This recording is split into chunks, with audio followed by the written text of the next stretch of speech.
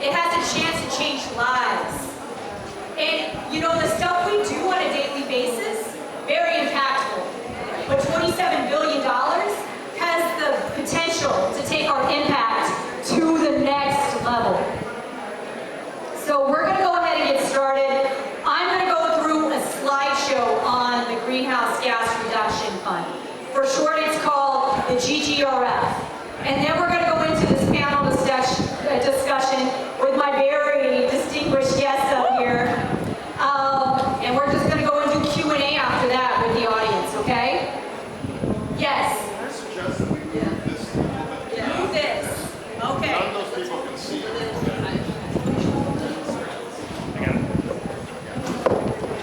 Okay.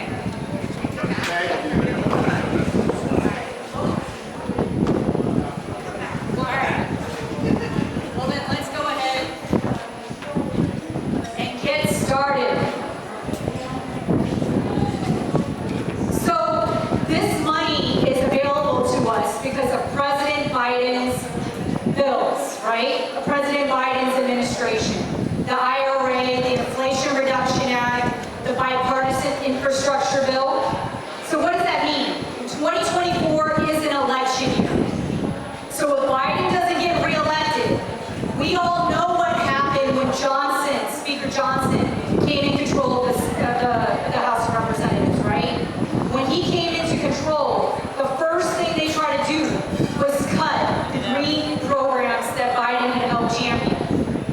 So that means that if Republicans take control, the likelihood is that this money will not continue to exist, and not the same quantity and not the same capacity that it's been available to us right now.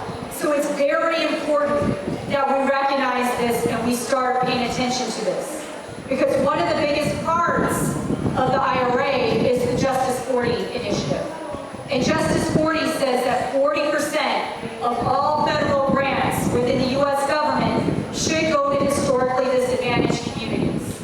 So those are communities like ours, the communities that we fight for on a daily basis. So it's really important that we recognize Justice 40. Justice 40 programs, obviously they fund a lot of the same work that we do on a daily basis. Uh-oh, the screen stopped working. Circuit breaker issues? All right, so I'm going to go ahead and look at my slides just a little bit more. So Justice 40. Justice 40 encompasses 15 of the U.S. government agencies, not just the EPA, not just the DOE, but the organizations like the USDA, organizations like the Department of Commerce also have that Justice 40 initiative that says that 40% of those grants should go to our communities like ours. All right, so who am I? I'm in charge of our Colaborativo 40 program. Our Colaborativo 40 program says that I'm working to help you all, to help the community, so we can get our fair share of those community grants, of those federal grant process. I'm trying to make the process just a little bit easier for you and trying to democratize the space that we're in. It's a lot easier when I have the slides behind me, because this is an example of all the federal grants that are out there that are available for the taking. You see the $27 billion right there. You can see the community change grant from the EPA. I'll talk a little bit more about that because that's how it's going to tie into some of our CBOs. And we also have grants such as the Changemaker grant from the EPA, the Thriving Communities Changemaker grant. I'll pause a little bit, but everybody's going to get these slide decks afterwards because there's a ton of useful information with links that I expect y'all to use afterwards. So this is our goals. This is the goals of the GGRF. When we're talking about this, we want to reduce greenhouse gas emissions. We want to get to zero emissions by 2030, by 2050. We want to achieve a carbon pollution-free electricity by 2035 and get to net zero by 2050. We kind of know these goals. The Greenhouse Gas Reduction Fund. Why we're all here, the $27 billion question. So $14 billion of that is going to the National Clean Investment Fund. going to create organizations such as green banks. Does anybody know what a green bank is? It's okay if you don't. Yeah, all right. But it's going to create wealth in our community. They're going to be lending out money. The Clean Communities Investment Accelerator is going to lend out money through regional hubs. So they're going to have more of a regional focus, while this one's going to have more of a national focus. And our Solar for All is going to be distributed through all of our states. And it's already been distributed through all of our states. The main thing to remember about the Greenhouse Gas Reduction Fund is that it is primarily a loan program. I know y'all love to hear me talk about grants because you don't have to pay them back, right? With loans, you got to pay this money back. But think about what loans do for us. Most people probably got a loan to go to school, right? To go to college. Most people probably get a loan to buy a house.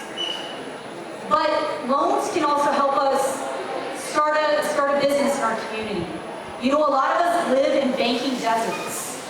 And living in a banking desert is just as detrimental to our community as living in a food desert. Because that means that we can't build wealth in our community. That means that the local mom and pop shop can't scale. Right? But what's cool about the Greenhouse Gas Reduction Fund is that we're going to be creating these kind of banking opportunities for our community, so that we're going to be able to invest in those green projects that we always wanted to invest in. So we come into play as community-based organizations.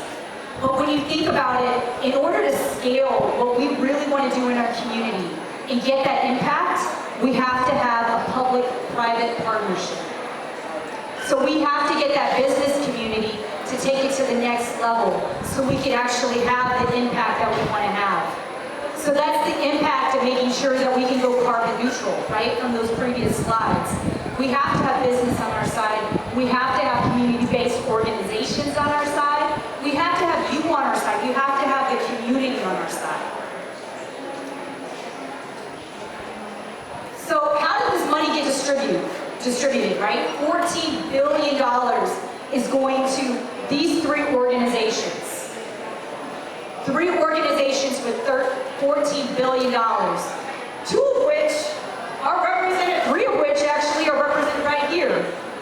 So these are the ones with these billions of dollars that I'm talking about, the money to influence wealth in our communities. So the first two, the Climate United Fund and the Coalition for Green Capital, they're talking more about a green bank and loans. Loans for projects, for businesses, for those small businesses in our community. Whereas Power Forward is doing more around building houses, housing development opportunities. So that's kind of at a very high level what the difference is between these three. And all our panelists are going to go into that a lot more than what I'm going through. I'm giving you a brief overview so we can kind of understand some of the basics. And then this is the clean, this is the CCIA, right? This is cool because this is a regional hub basis. You got the regional hubs right here, and then you have the Appalachian community and the Native network. So these are CDFIs, community development institutions, community lenders, community banks that are going to have this in community. So whereas the previous slide, if you notice that the LIDAC communities, which are low-income, historically disadvantaged communities, were about as low as 40% and as high as 60% of the money of that $14 billion that is going to be invested in our community. This one, 100% of the money is supposed to go to low-income disadvantaged communities. That's 100% of the $6 billion. So it's on us to make sure that this money is going to be spent the way that we want it to be spent, that we know it should be spent, because they have to have our community input. $7 billion is going to be from Solar for All, and that's going to be distributed primarily through the states, primarily through your state governments, primarily through maybe municipalities. There's a few nonprofits that are included in there too, but yeah, we'll talk more about that as well. But this is just a brief overview of where the money's going. Another brief overview of how the money's been dispersed. Like I said, states got 60% of the Solar for All money, nonprofits 32%, tribes 3%, and municipalities at 2%. So I think this is where a lot of our organizations might be thinking, you know, how can I play a part in this? What is my role? What can we do now? We're going to talk more about this, but, you know, we can get smart on everything finance. I know loans are complicated. I know that finance is complicated. Anything with numbers can be complicated, but we can't be afraid of these numbers. If we're afraid of these numbers, our community will never get these numbers. Our community will never see these numbers. So it's important for us to get comfortable in talking about financial literacy, to be able to talk more than just credit card debt, to be able to talk more than just housing loans, to be able to talk more than just those regular loans that you would get for school, right? Because there's a lot of different loans out there. We can research, we can be smart on the projects that our community wants to see. We can talk about those community development plans, because that's what our role is going to be more so about, is putting that pressure on folks so we can see the projects that we know need to exist start manifesting in our community. Potential projects to consider are just up here on the board. I'm not going to go through all of them, but you know, when you're trying to think, what kind of money can these, or what kind of projects can this money fund? Right here on the board. Right? These are just some ideas, but I'm sure you have better ideas. And where are we at with this, right? So the EPA announced the CCIA and the NCIF, which combined for $20 billion about a month ago. But they're going through negotiations right now with the EPA. So they all put in for probably more money than they got. Right? They're not going to be comfortable telling us exactly how all the funds will be distributed and what kind of capacity. They're supposed to be making these contracts with the EPA by like June. So that's their time frame. We have until June to get shovel-ready projects in our back pockets so they can start being the first ones in the door to apply for these loans. And so these are some important links that I'm going to throw out there. Like I said,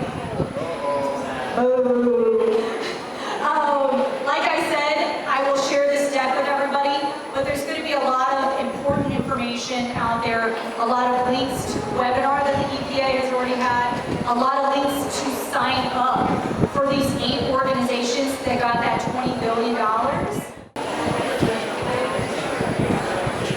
You guys ready?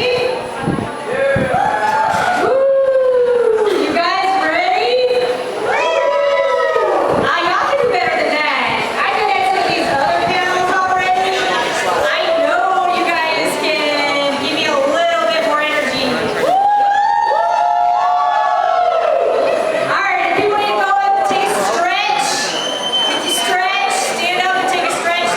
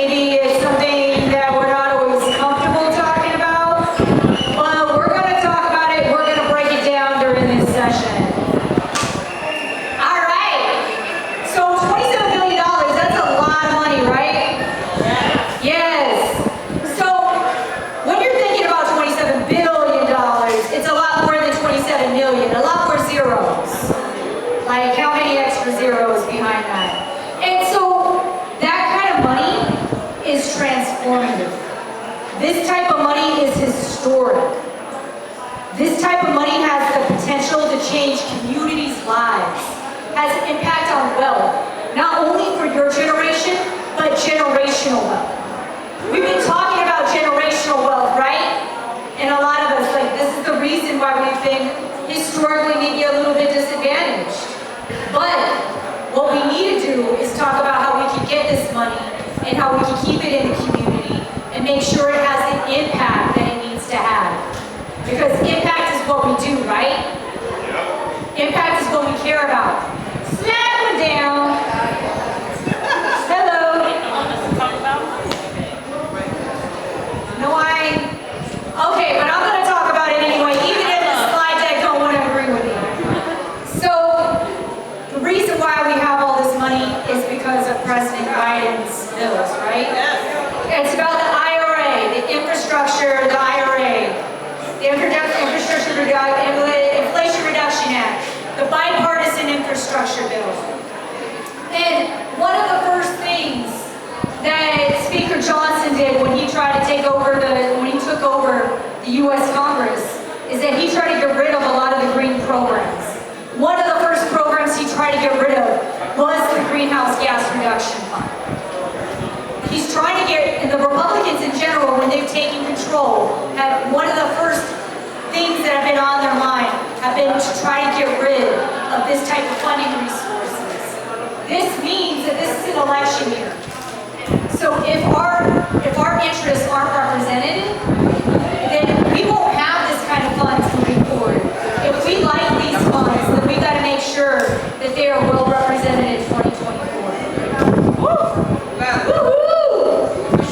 So, going back one slide, our Justice 40 says that 40% of all the federal grants should go to benefit historically underserved communities. That's communities like ours and the communities that we serve on a daily basis.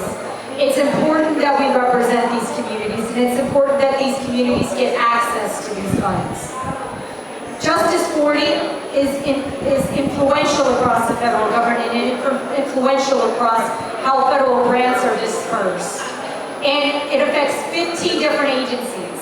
So not just those agencies you would necessarily think of off the top of your head, like the DOE, Department of Energy, or the EPA. They're also dispersed through the USDA, the Department of Commerce, even NASA disperses funds through this kind of an initiative that says that 40% of all federal grants should go to benefit historically underserved communities. So what am I doing up here, and what is this program that we're talking about at GreenLatinos? It is our Colaborativo 40 program. So Colaborativo 40 is our way of trying to level that playing field to make sure that the Latino community gets our fair share of these federal grant opportunities. So we've worked with the 7 largest Latino organizations in the United States, with HACU, the Hispanic Association of Colleges and Universities, the equivalent of all the HBCUs out there. We're working with Hispanic Fed. We're working with the largest Latino civil rights organization in the United States, Unidos US. We're working with all these organizations to make sure that this information gets to our community, is talked by the community for the community, so we can level that playing field. And what money is available out there right now? I know you heard me talk about the GGRF, the Greenhouse Gas Reduction Fund. That is $27 billion, right? We also have the EPA's Community Change Grant for it went out, hello. So the slide went out again. It just kind of happens now and again. No hay otra vez. Okay, so there's a lot of money out there. We need to make sure that we access it. And we can use some of these current funding grant opportunity resources that are available in order to make our applications for the GGRF more competitive and more likely to get funded. So that's why that is important. Otra vez. Spray? Okay. So quizás vamos a tenerlo otra vez. Okay. The type of programs that are going to be funded through the Greenhouse Gas Reduction Fund are loans. And you might be wondering, why am I talking about loans? You know, normally I talk about grants. And grants are an opportunity for us to get money. It's not free money because we've got to do the work. But loans are an opportunity for us to actually get investment in the community to build a private-public partnership. So we can work with businesses to get those projects that we need in our community scaled. Loans are something that most of us probably just recognize from our student loan debt, right? Because we had to get loans to go to college. We had to get loans to buy a house. Our parents had to get loans to get a house. But the loans also play an important factor in our jobs, in our the businesses in our community. Because a lot of us live in banking deserts. So banking deserts might be a new term because most of us are maybe familiar with the term of food deserts, grocery deserts, places where we can't get access to food in our community. The same thing is true when you're talking about banking resources and loans. So a lot of our communities don't have access to banks in their community, don't have access to those kind of funding streams, those loan opportunities. And that makes our communities less likely to grow and have the economic development that some of the other communities automatically have because they don't live in banking deserts. And that's one of the things that the GGRF is helping to solve, right? They're helping to get us to a point where we can actually apply and our businesses, our jobs in our community can be created because small businesses in our community can create jobs. Small businesses in our community can become medium-sized businesses. Medium-sized businesses can become large businesses. And those large businesses can become commercial enterprises. They can go ahead and have the impact that we know that we need because they're from the community. Because they can scale. Otra vez no funciona. So, what we are doing is that $27 billion is divided into three different categories. We have one that is called the National Clean Investment Fund, NCIF. That is for $14 billion. We have the second part of that, which is the Clean Communities Investment Accelerator, which is for $6 billion. And we have Solar for All, which is for $7 billion. The $14 billion fund primarily looks at big institutions, big enterprises at a national scale. So, does anybody know what a green bank is? All right. So, those are the kind of institutions that the NCIF would fund, the National Clean Investment Fund. The Clean Communities Accelerator funds things on more of a regional level. So think of like regional hubs of how this money will be dispersed at a $6 billion rate. And this money will focus on providing that regional support, the regional infrastructure of how money will get dispersed. And then Solar for All focuses primarily only on solar projects, but it's going through 60 different states and territories across the United States and our territories. So that's kind of like a little bit of a breakdown of our GGRF funding. I have a beautiful slide as well that talks about the NCIF and the three different institutions that were funded at $14 billion. I can tell you that two of those organizations are represented here today through the Coalition for Green Capital and the Climate United. So I'm going to show you some of my beautiful slides because we help create them for you. And we also got some of these outsourced because there's no point of recreating the wheel. So this is the GGRF, $14 billion with NCIF, $6 billion with CCIA, and $7 billion with Solar for All. Take your photos. We will be sharing this deck with you later on, so it'll be available for you as well. And these are the communities. I'll move to the side. I know you don't want my pretty face in it. The other side, I gotta go to the other side? Other slide. The other side. You wanna go back to the other side. This one. Okay. All right. So this is the slide that tells you where all that $14 billion between 3 different organizations. You have Climate United Fund, that's getting approximately $7 billion. That's represented by Crystal over here on our panel. We have the Coalition for Green Capital that got $5 billion. That is both represented by Nellie, who's on the board, and John, who is actually one of their sub-recipients, I believe-ish. A sub-recipient. And then we have Power Forward. Power Forward is not here, but they're doing primarily housing development projects. And then we have, I'm going back to this slide one more time. Another part of this slide that is super important is this, LDAC, LIDAC. That means low-income historically disadvantaged communities. That means that the communities that we primarily operate in, these are the percentages of that money that is supposed to go to the community. So you can see the highest is at 60%, median's at 40%, and the lowest is at 40%. That means at least 40% of this $14 billion is supposed to go to our communities. So we need to have influence on where it's going and how it's spent. You got $6 billion that's going to be spent through these regional hubs. But 100% is supposed to go to our communities.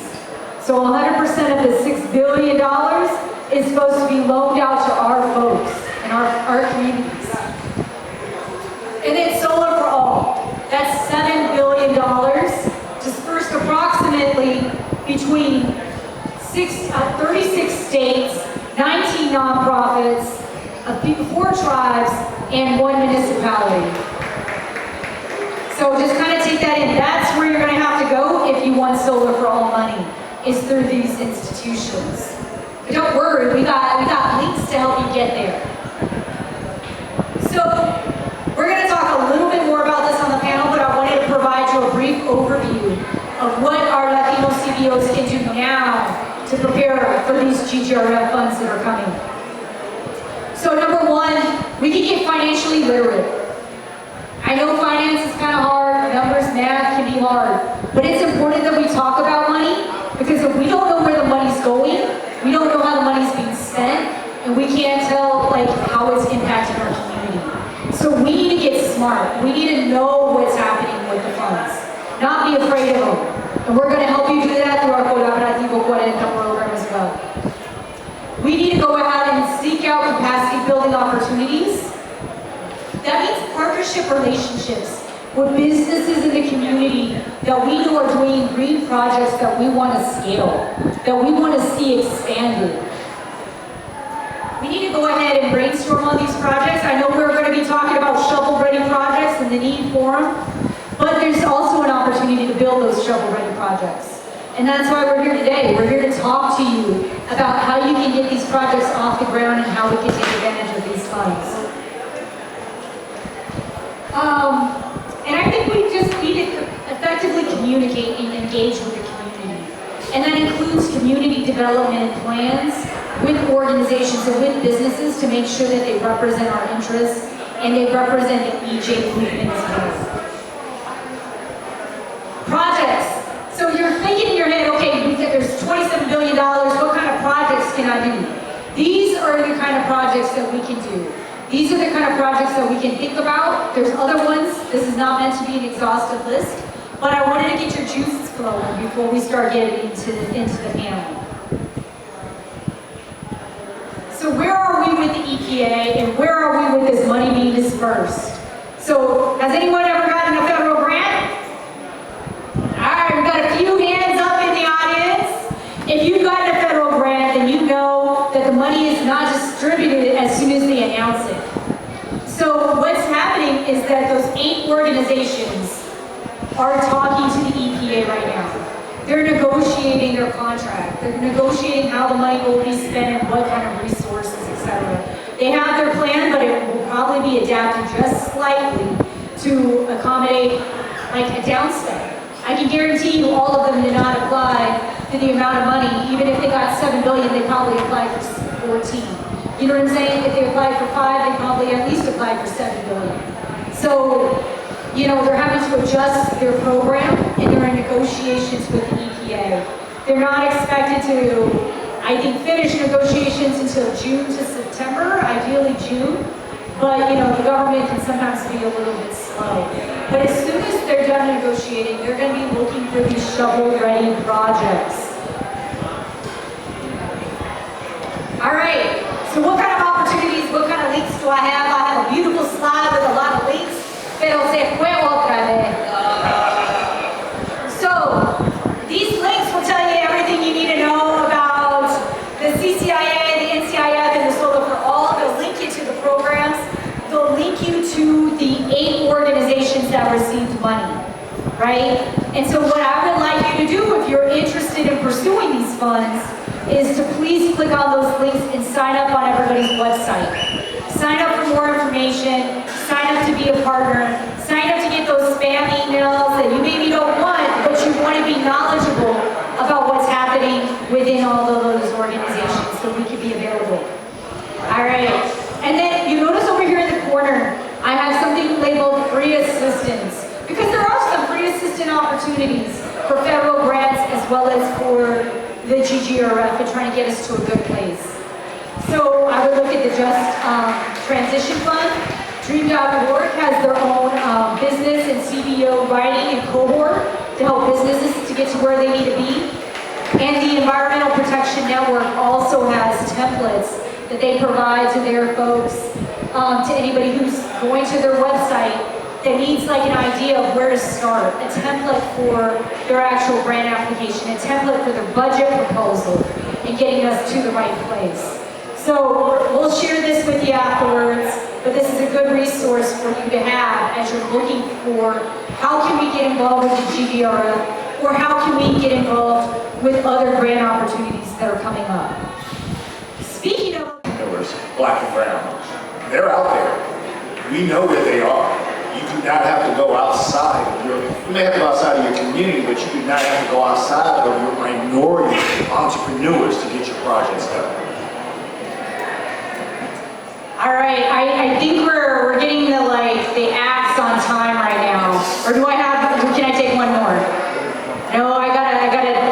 So thank you all for joining today. We are gonna the panelists will be off stage and available for questions and answers. So please give our panelists a round of applause. And so I'm gonna ask them to step off the stage and start taking questions. In the meantime, I would love for all of you to please go ahead and scan these. There's 2 things on here. There's a survey, and the survey will help tell us a little bit more about the training that you would